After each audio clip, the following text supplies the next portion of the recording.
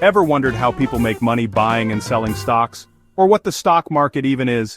You're not alone. In the next 5 minutes, we'll break down how the stock market works. Simple, clear, and beginner-friendly. The stock market is like a giant store where people buy and sell pieces of companies called stocks or shares. When you own a share, you own a small part of a company. Companies list their shares on stock exchanges like the New York Stock Exchange or NASDAQ to raise money for growth.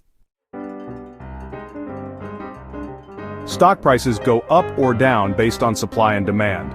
If more people want a stock, the price goes up. If more people want to sell, the price goes down. But what causes demand? News, company performance, the economy, even social media trends. For example, if Apple launches a great new iPhone, its stock might go up.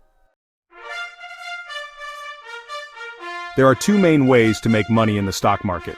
First, capital gains. You buy a stock at a low price and sell it at a higher price. Second, dividends. Some companies share their profits with investors.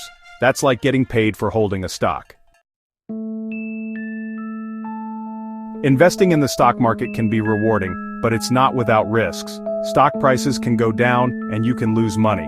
But over the long term, the stock market has historically grown. That's why many people invest for the long haul, not just quick gains.